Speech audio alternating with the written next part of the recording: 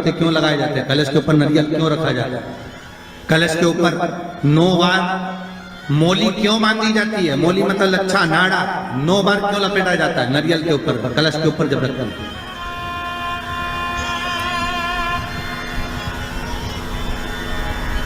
कलश के ऊपर जब जब श्रीफल रखाता है, नारियल रखाता है, तो उस पर 5 बार 7 बार मोली नहीं लपेटी जाएगी, तो 9 ही बार लपेटी जाएगी। 5 या 7 बार लपेटते हैं तो कहते हैं कि लक्ष्मी की छिन्नता होती है, और वो 9 बार लपेटी जाती है तो भरपूर लक्ष्मी का भंडार भरती है। क्यों क्यों कहते हैं उसे?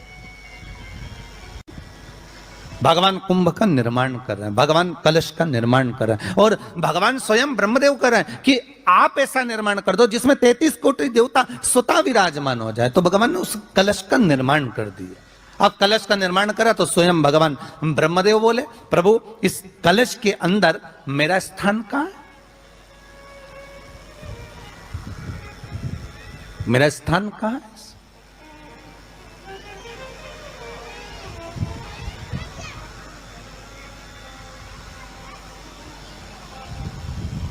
बहुत ध्यान देना महाराज, कलश का जो मुख होता है उस मुख पर भगवान विष्णु का स्थान होता है। किसका स्थान है? भगवान विष्णु का। थोड़ा सा नीचे आओगे, जहां से कलश का मुख दबा हुआ होता है, वह जगह भगवान स्वयं शिव की होती है। किसकी जगह है? भगवान शंकर की। कलश का अग्रभाग, नीचे का भाग जहां से फैला हुआ होता है, वहां ब्रह्मा का आधिपत्य स्थापित होता है। फिर कलश का जो नीचे का भाग होता है वो भगवान शिव और शक्ति का स्थान होता है। कलश के बाहरी भाग में, जहां पर बाहर का हिस्सा होता है, उस कलश के बाहरी भाग में 33 कोटि देवताओं को भगवान शंकर ने लाकर विराजमान किया होता है। महाराज भगवान शंकर 33 कोटि देवताओं को निमंत्रण देकर उस कलश में विराजमान कर दिया। कितना सुंदर लिखा है देवी भागवत के अंदर कि जहां कलश की स्थापना होती है उस जगह पर किसी देवताओं को बुलाने की जरूरत नहीं होती। 33 कोटि देवता उस जगह पर स्वतः विराजमान हो जाते हैं। स्वयं 33 कोटि देवता स्वयं वहां विराजमान।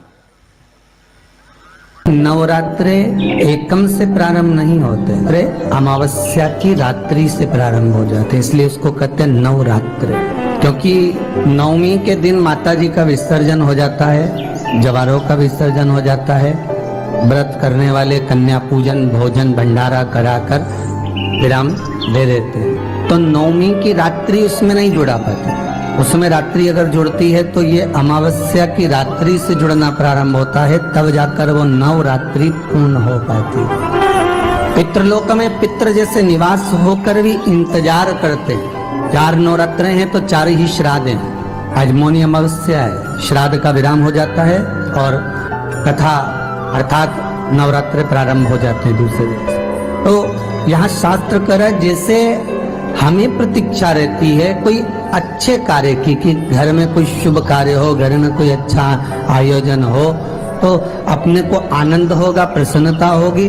उसी तरह हमारे जो पूर्वज चले गए, जो पूर्वज चाहे वो अधोगति में गए हों, चाहे वो देवगति में गए हों, चाहे वो पितृलोक में निवास कर रहे हों, तो जितने भी पितृलोक में निवास करने वाले पूर्वज होते हैं वो भी ये विचार करते हैं कि हमारे घर के वंश द्वारा, हमारे वंशजों द्वारा कोई ऐसा सत्कर्म हो जिससे हमारे जीवन की वितृप्ति हो और हमें आनंद की अनुभूति हो। और ध्यान दीजिएगा महाराज, आपको चैत्री नवरात्रि का स्मरण होगा, आपको शरदी नवरात्रि का स्मरण होगा, पर जो आषाढ़ में और माघ में जो नवरात्रे पढ़ते हैं इसका एक आनंद ही दूसरा रहता है। बस इतना जरूर होता है कि दुनिया के लोग वो जो 2 नवरात्रे होते हैं उसमें कलश की स्थापना भी करते हैं, देवी का पूजन भी करते हैं, अर्चना भी करते हैं, मंदिरों में भीड़ भी रहती है और खूब प्रेम से माता का जगराता वगैरह सब होता है। पर ये जो नवरात्रे हैं 2 गुप्त नवरात्रे, इनका लोगों को स्मरण नहीं था। वो तो धीरे धीरे ये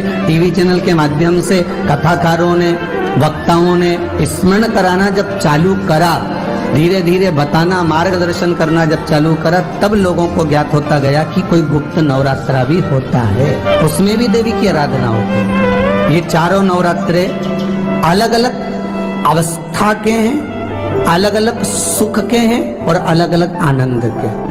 आपके घर में पितृदोष है, आपको ऐसा महसूस होता है, तो किसी भी नवरात्रि के पहले जो अमावस्या पड़ती है, जिस दिन अमावस्या रहे उस दिन चावल की कटोरी में एक कपूर का टुकड़ा रख दीजिए, छोटा सा, और कपूर का टुकड़ा रखकर उस कपूर को दरवाजे के बाहर कटोरी में ही, चावल रखी हुई कटोरी में ही उसको पितरों का स्मरण कर कर जला दीजिए।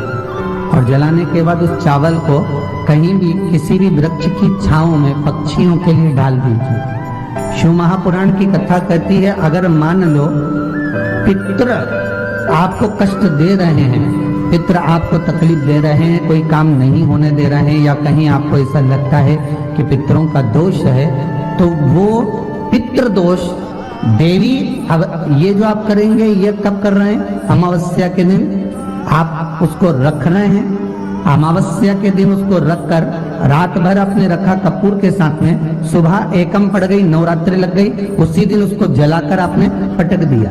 अर्थात उससे देवी और पितृ इन दोनों का आशीर्वाद जो प्राप्त होता है, तो घर में से पितृदोष समाप्त होकर लक्ष्मी की वृद्धि प्रारंभ हो जाती है, कार्य में सिद्धता आ जाती है। और नवरात्रि में भी देवी की आराधना का एक स्मरण का सुख है महाराज। ज्योत का विधान है, नवरात्रि में देवी की ज्योत लगती है, अखंड ज्योति लगती है, जवारे बुआए जाते हैं, कलश लगता है, ज्योत का भी विधान है। जिसके यहाँ दिया अखंड जलाया जाता है, अगर वो दिए की लो, दिए की बाती अगर दक्षिण दिशा की होती है, तो उसके घर में साल भर में एक घात जरूर होती है। जो दिया अखंड जलता है, उसकी बाती का मुख दक्षिण का नहीं होना चाहिए।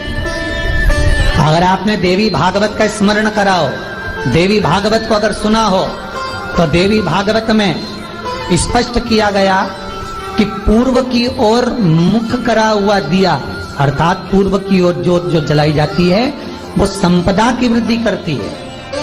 पश्चिम की ओर मुख कर कर जो ज्योत लगाई जाती है महाराज, वो बेबहू को देती है। और उत्तर की ओर जो मुख कर कर ज्योत जलाई जाती है, उत्तर की ओर जो ज्योत का मुख रहता है, वो आयु की वृद्धि करती है, घर में अकाल मौत को रोकती है। दक्षिण की ओर ज्योत ना लगाएं, अगर आपको लगाना है पूरब की लगाएं, पश्चिम की लगाएं या उत्तर की लगाएं।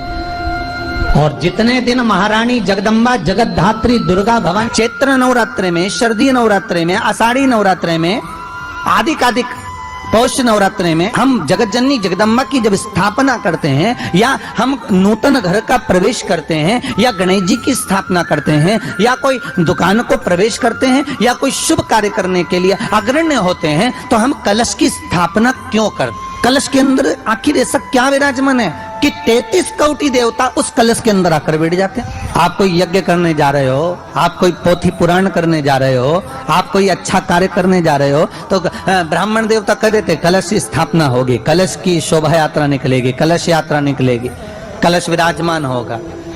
उस कुंभ की उस घड़े की महत्वता कहां से प्रकट हो गई? शिव महापुराण की कथा कहती है महाराज, भगवान ओघड़दानी शंकर स्वयं आद्य शक्ति जगदम्बा से कहते हैं कि जगदम्बा तू क्या चाहती है बोल। तो जगत जननी जगदम्बा कहती है कि जहां मैं हूं वहां शंकर है, ये आपने कह दिया, पर जहां शंकर है वहां पार्वती का होना जरूरी है। उसके लिए सिद्ध करने के लिए एक स्थान ऐसा बनाया जाए जहां पर शंकर विराजमान है और शंकर के साथ पार्वती विराजमान है। तो शिव जी ने कहा, पार्वती उसके लिए मैं तुझे एक सुंदर कलश का निर्माण कर देता। अष्टमी के दिन कन्याओं का भोजन कराओ या नवमी के दिन कन्याओं का भोजन कराओ, पर देवी भागवत तो कहती है, देवी भागवत तो वर्णन करती है कि पहले नवरात्रि से लेकर नवमी तिथि तक प्रत्येक दिन में आप किसी भी दिन कन्याओं का भोजन करा सकते हो, पहली रात्रि से लेकर, पहला दिन से लेकर। पर 90 दिन तो सवेरे पूजन करके, यज्ञ करके, अनुष्ठान करके देवी को विसर्जन कर दिया। फिर नवरात्रि पूर्ण कैसे हुई? नवरात्रि की पूर्णता होती है अमावस्या की रात से गिनी जाती है। कौन से दिन से गिनते हैं? अमावस्या की रात्रि, फिर एकम की रात्रि, फिर दूज की रात्रि, ऐसे गिनते गिनते अष्टमी की रात्रि तक और नौमी के दिन सुबह तक या दोपहर तक या शाम तक, जब तक आप यज्ञ ना करें तब तक ये 9 रात्रियां पूर्ण गिनी जाती है महाराज देवी भागवत के हिसाब से पूर्णता। अब हमने कन्या भोजन का जो क्रम बनाया, अष्टमी के दिन करा देंगे, नौमी के दिन करा देंगे, इस तिथि को करा देंगे, पर भाव देखिए, शास्त्र कहता है भूखे को भोजन जब कराइए जब उसको भूख लगी हो, और ऐसों को कराइए जिसको जरूरत पड़ रही है।